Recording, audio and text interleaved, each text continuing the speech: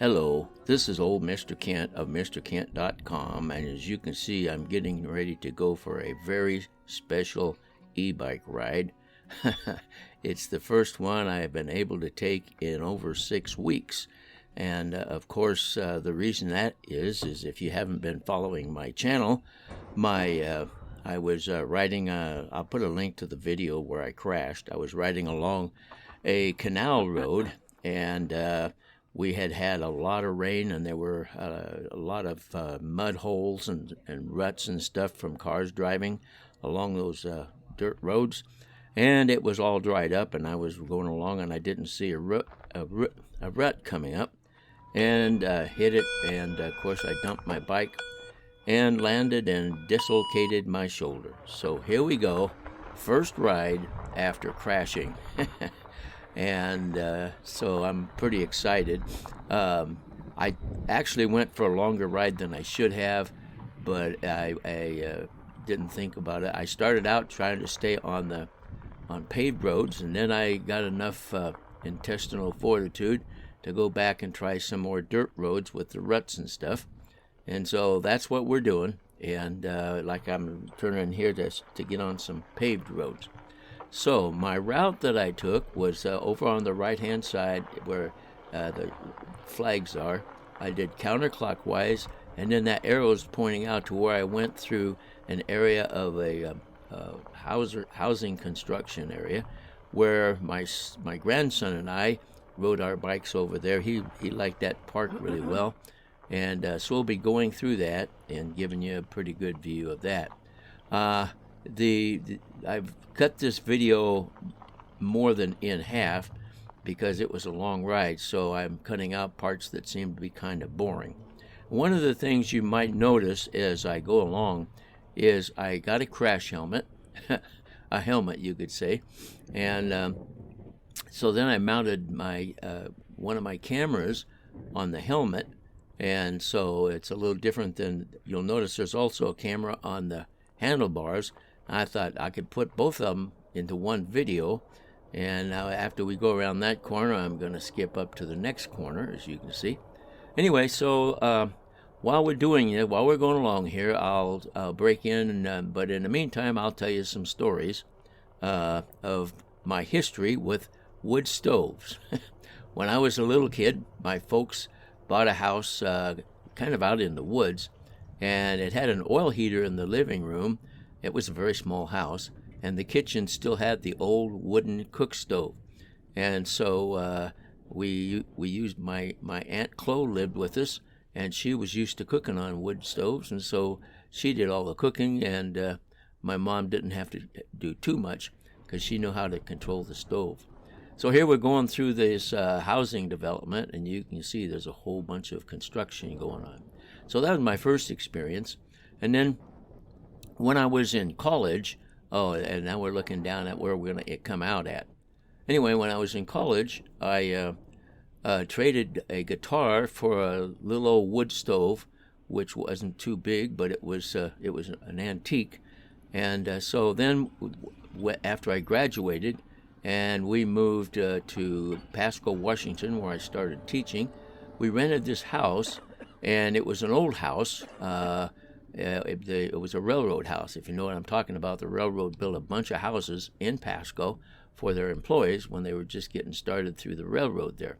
So it was an old house, and the hallway that went from the living room area or living area to the bedrooms, right there was this big metal grate in the floor, and that's where there used to be a furnace there, and then heat would come up from the furnace just straight through the floor and heat the house. So here we are in the park, and I've come down here and flown my Radian glider airplane, and my grandson, he would like to come over here quite a while back, and climb on that play set there. So has a lot of good memories for me, and I thought I'm just going to ride through there on my first bike ride. So anyway, back to the story. So then I had this wood stove, and we had that old house, and so I put the wood stove in the bottom, in the basement, underneath of that. It wasn't a very big stove. It's just a little, and then we moved there it was, well, a few years after they had built Ice Harbor Dam on the Snake River. Now, Pasco, Washington's in the southeast corner of the state, and so that's where that dam was, and they had a boom out there to catch all the logs that were floating down in the lake that was being made by the dam. And so guys would go out there on Saturday, because they had a tugboat and a little bit of tractor things, and they would gather up that wood, pile it up on the shore, and then everybody would go down there on weekends and cut up firewood, and it was free. And so, and I I went out there, and I didn't have a chainsaw. I just had a hand saw, a bow saw, and I cut my firewood, took it back home, chopped it up, and burned it in that stove. Well, eventually that stove, which was already old, started to burn out on the sides because it had sheet metal sides, and it was old, and so they started to rust and burn out. So then we went to a hardware store where they had a garden area, and they were selling these little potbelly stoves that you're supposed to sit in the yard and grow flowers out of. But I looked at that and I thought, well, that'll work. So we bought us a potbelly stove and we took it home, and we set it upstairs and ran a chimney up to, well, there was a brick chimney, and so we made a hole in the chimney on the opposite side from where the kitchen was, and then we patched it up, and we ran our little potbelly stove, and it kept the house real warm. And you can see one of the things I like about these oh, by the way, you'll notice that my cap was on crooked. So if you look at the horizon on the top of the screen, you'll notice that it wasn't on straight or something. I don't know what happened, but anyway. So now here comes a rut, and I'm going to be real careful here because this is the thing that got me last time, riding along next to a canal. And so I'm slowing down and taking it real careful.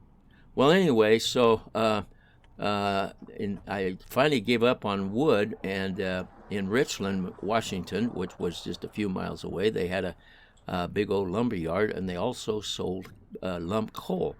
And you can't find lump coal anymore, but back then in the 60s, you could still get it.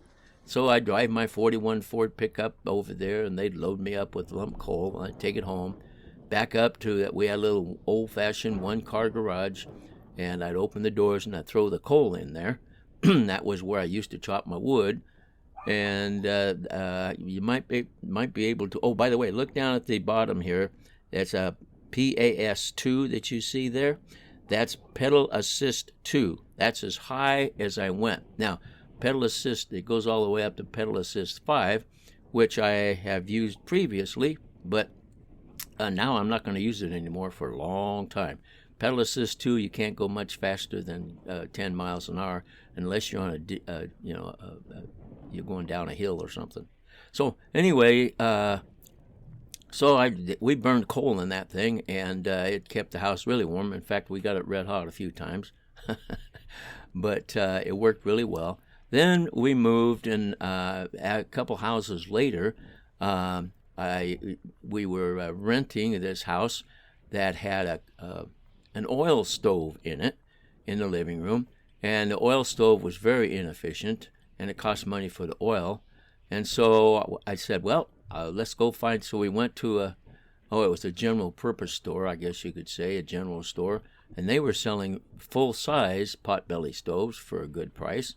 And so we brought one home, set it up, took out the oil burner, and hooked up to the chimney. And then what I did was there was a lot of construction going on in our area.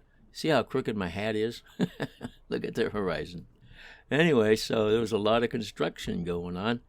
And so I just go out on Sunday afternoons, because every construction site, they have a pile of scrap wood out in front, and I'd load up my truck with scrap wood. And of course, by that time, I had a '69 Chevrolet pickup, and had foolishly gotten rid of my 41 Ford.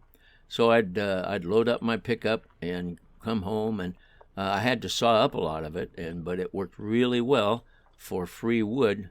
You'll notice how the everything's bouncing around except the screen. That's because of the stability that they have built into these DJI Osmo Action cameras, and I'm really happy with them, because I was bouncing up and down, and my hat was bouncing up, or my head was bouncing up and down, and it worked fine. So anyway, so I burned wood in that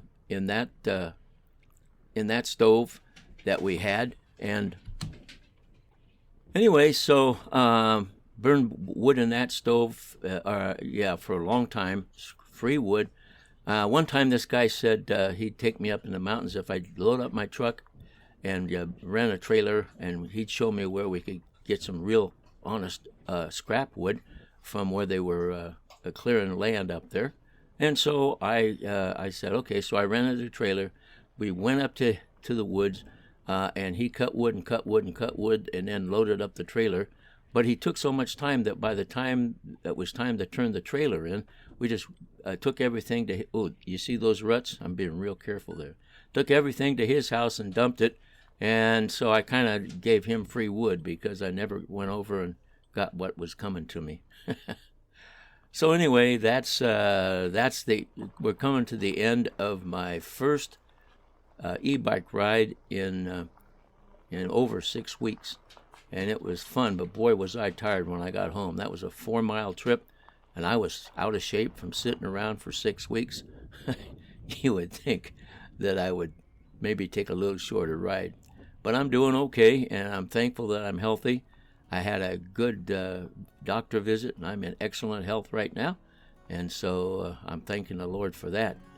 And that's the end of my first e-bike ride in 6 weeks.